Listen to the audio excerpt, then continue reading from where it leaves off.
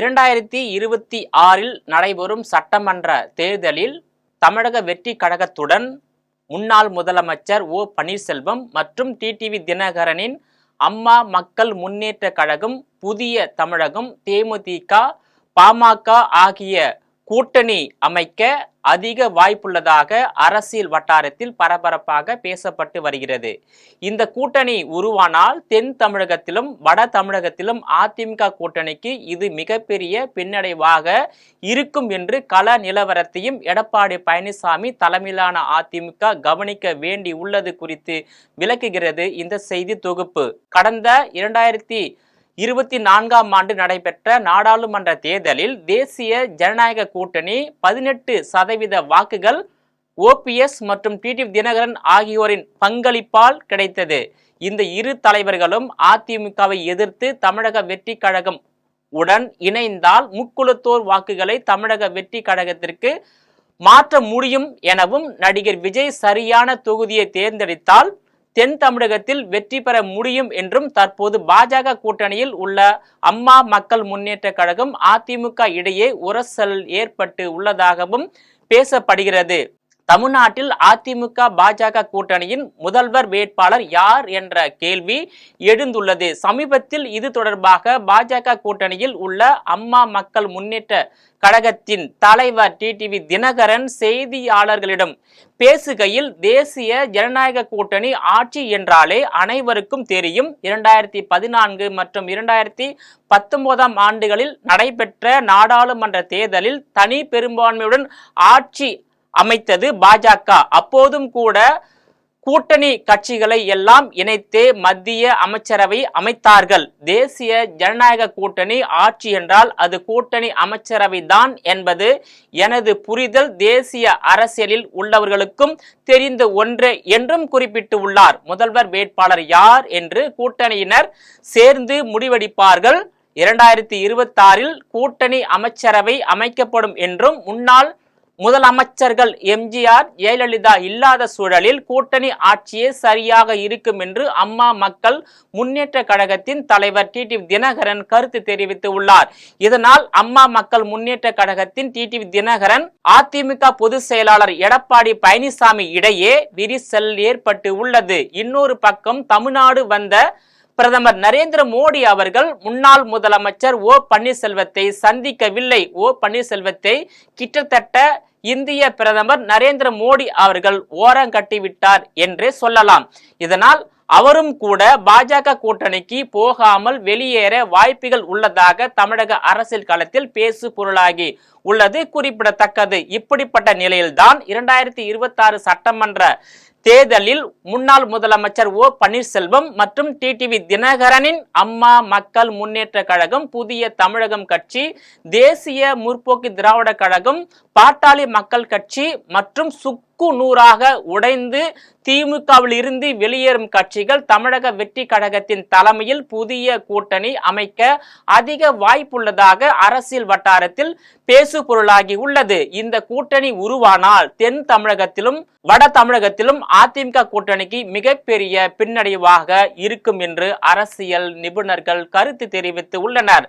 குறிப்பாக மேலூர் தொகுதியில் விஜய் நிச்சயமாக வெற்றி பெறலாம். நாடார் சமூகத்தின் ஆதரவு இருந்தால் திருநெல்வேலியிலும் முயற்சி செய்யலாம். ஏற்கனவே பாமகவும் தமிழக வெற்றி கழகத்துடன் பேச்சுவார்த்தை நடத்தி வருகிறது என்ற பேச்சு தமிழக அரசியல் களத்தில் பேசப்பட்டு வருகிறது. ஆனால் அவர்களின் முதல் விருப்பம் அதிமுக தான். எடப்பாடி பழனிசாமி எந்த விலை கொடுத்தும் பாமகவை விட்டு கொடுக்க மாட்டார். ஏனெனில் சேலத்தில் மற்றும் சில வட மாவட்டங்களில் வெற்றி பெற அவருக்கு பாமகவின் ஆதரவு அவசியம் தேவை. எப்படியாவது பாமகவை கூட்டணியில் தக்க வைத்துக் கொள்வார் என்றும் கூறப்படுகிறது.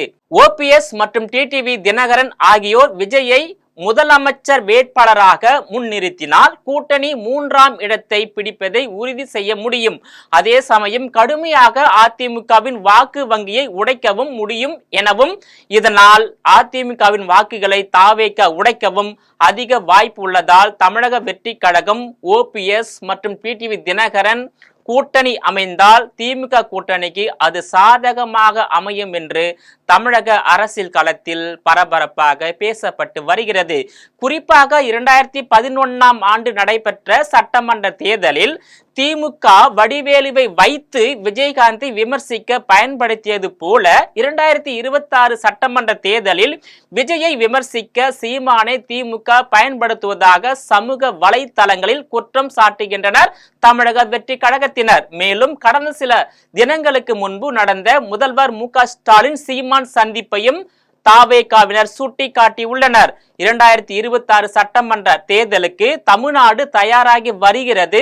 கூட்டணி தொடர்பான பேச்சுக்களும் சூடு பிடித்து உள்ளன. திமுக கூட்டணி கிட்டத்தட்ட அதே நிலையில்தான் தற்போது வரையில் தொடர்ந்து வருகிறது. 2026 தேர்தலில் எப்படியாவது வெற்றி பெற்றுவிட வேண்டும் என அதிமுக பொதுச் செயலாளர் தமிழகத்தின் எதிர்க்கட்சி தலைவர் எடப்பாடி பழனிசாமி பாஜகவை கூட்டணியில் சேர்த்து இருக்கிறார்.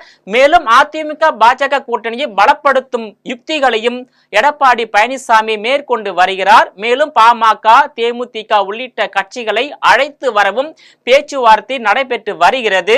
இது ஒரு புறம் இருக்க, திமுகவை ஆட்சியில் இருந்து அகற்ற அதிமுக தமிழக வெற்றி கழகம் கூட்டணி கூட அமையலாம் எனவும் அதில் சீமான் இணையலாம் என பல யூகங்கள் தமிழக அரசியல் களத்தில் பேசு பொருளாக பரவி வருகிறது. அதற்கெல்லாம் முற்றுப்புள்ளி வைக்கும் வகையில் தனித்துதான் போட்டி என அறிவித்திருக்கிறார் நாம் தமிழர் கட்சியின் தலைமை ஒருங்கிணைப்பாளர் சீமான். அதே நேரத்தில் விஜய் தான் முதல்வர் வேட்பாளர் என தமிழக வெற்றி கழகம் பிரச்சாரத்தை முன்னெடுத்து இருக்கிறது. ஒருவேளை துணை முதலமைச்சர் பதவி 50 தொகுதிகள் கொடுத்தால் அதிமுக கூட்டணிக்கு விஜய் செல்லலாம் எனவும் தமிழக அரசியல் களத்தில் கூறப்படுகிறது, பேசப்படுகிறது. இது ஒரு புறம் இருக்க, தமிழக வெற்றி கழகத்திற்கு எதிராக பேச தொடங்கி இருக்கிறார் சீமான் என்பதையும் இங்கே கவனிக்க வேண்டும். கடந்த சில தினங்களுக்கு முன்பு நடைபெற்ற நாம் தமிழர் கட்சியின் பொது கூட்டத்தில் பேசிய சீமான், கொள்கை கொண்ட இளைஞர்களுக்கும் ரசிகர்களை கொண்ட கட்சிக்கும் தான் இனி போட்டி என விஜய் கட்சியை மறைமுகமாக குறிப்பிட்டு பேசினார். அதாவது தமிழக வெற்றி கழகத்தை தான் அரசியல் எதிரியாக கருதுவதாக சீமான் தெரிவித்து உள்ளார். இது ஒரு புறம் இருக்க, காமராஜர் பிறந்த நாள் நிகழ்ச்சியில் பேசிய சீமான், நேற்று வந்தவர்களுக்கெல்லாம் ஒய் பிரிவு பாதுகாப்பு என விஜய்க்கு மத்திய அரசு பாதுகாப்பு வழங்கியதை கடுமையாக சீமான் விமர்சித்து கருத்து தெரிவித்து உள்ளார். இந்த நிலையில் சீமானின் அறிவிப்பு திமுகவின் பி டீம் போல இருப்பதாக விமர்சிக்கின்றனர் தமிழக வெற்றி கழகத்தினர். அதாவது 2011 தேர்தலில் விஜயகாந்தை வீழ்த்த வேண்டும் என நினைத்த திமுக திரைத்துறையில் இருந்து வடிவேலுவை பயன்படுத்தியது. தொடர்ந்து 2011 தேர்தல் பிரச்சாரங்களிலும் விஜயகாந்த் குறித்து பல்வேறு அவதூறான கருத்துக்களை பேசி வந்தார் நடிகர் வடிவேலு என்பது குறிப்பிடத்தக்கது. இந்த நிலையில் 2011 தேர்தலை போல 2026 தேர்தலில் விஜயை விமர்சித்து பேச சீமானை திமுக களம் இறக்க இருப்பதாக குற்றம் சாட்டுகின்றனர் தமிழக வெற்றி கழகத்தினர். அது மட்டுமல்லாமல் கடந்த சில தினங்களுக்கு முன்பு நடைபெற்ற முதலமைச்சர் மு.க.ஸ்டாலின் உடனான சீமான் சந்திப்பையும் சுட்டிக்காட்டி உள்ளனர். ஆளும் கட்சியை விட்டுவிட்டு முதலாக தேர்தலை சந்திக்கும் கட்சியை ஏன் சீமான் விமர்சிக்க வேண்டும் எனவும் கடந்த காலங்களை தம்பி என விஜயை குறிப்பிட்டு பேசிய சீமான் தற்போது அவரை விமர்சிக்க காரணம் என்ன என அடுக்கடுக்கான கேள்விகளை எழுப்புகின்றனர். மேலும் சீமான் விஜய் குறித்து பேசிய பழைய காணொளிகளையும் தற்போது பேசிய காணொளிகளையும் இணைத்து பகிர்ந்து வருகின்றனர் தமிழக வெற்றி கழகத்தின் நிர்வாகிகள், தொண்டர்கள். இதனால் நாம் தமிழர் கட்சி தமிழக வெற்றி கழகத்தினர் இடையே சமூக வலைதள மோதல் வெடித்துள்ளது. தமிழகத்தில் குறிப்பாக 4 முனை போட்டி என்பது ஏறக்குறைய முடிவு செய்யப்பட்டு விட்டது. அதாவது ஆளும் கட்சியான திமுக தலைமையிலான கூட்டணி, எதிர்கட்சியான அதிமுக தலைமையிலான கூட்டணி, தமிழகத்தின் புதிய வரவாக முதலாக தமிழக சட்டமன்ற தேர்தலை சந்திக்க உள்ள நடிகர் விஜயால் தொடங்கப்பட்டுள்ள தமிழக வெற்றி கழகம் தலைமையில் அமைய உள்ள ஒரு புதிய கூட்டணி, வழக்கம் போல் தமிழ் தேசியத்தை முன்னிறுத்தி தனித்தே தேர்தல் சந்திப்போம் என்ற உறுதியோடு செயல்பட்டு வரக்கூடிய நாம் தமிழர் கட்சி என 4 முனை போட்டி நிலவுகிறது.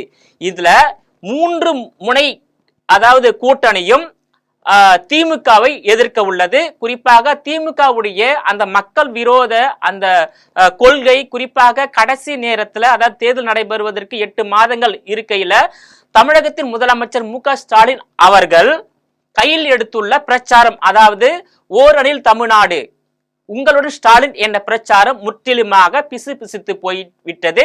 மக்கள் மத்தியில் வெற்றி பெறவில்லை. ஆனா மாறாக எதிர்கட்சி தலைவர் எடப்பாடி பழனிசாமி அவர்கள் மக்களை காப்போம், தமிழகத்தை மீட்போம் என்ற பிரச்சாரம் மக்கள் மத்தியில் மிகப்பெரிய மாபெரும் வெற்றி அடைந்துள்ளது. இதனால் திமுக அதிமுகவை கண்டும் தாவேகாவை கண்டும் நாம் தமிழர் கண்டும் அஞ்சுகிறது, பயப்படுகிறது. தோல்வி உறுதி என்பதை திமுக ஒத்துக்கொண்டுள்ளது.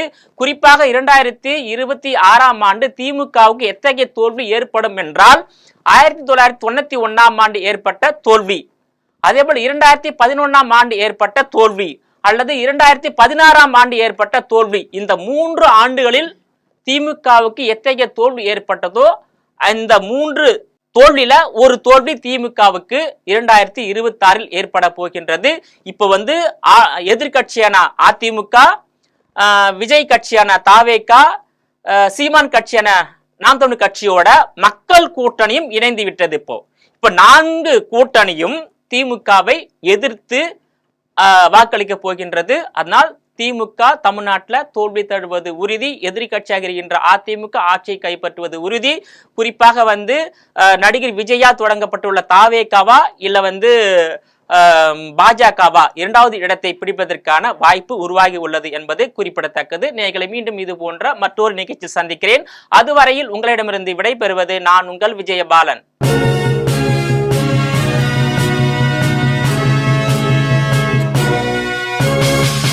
உடனுக்குடன் அப்டேட் தெரிந்து கொள்ள ஜெம் டிவி தமிழ் ஆப்பை இன்ஸ்டால் செய்யவும்.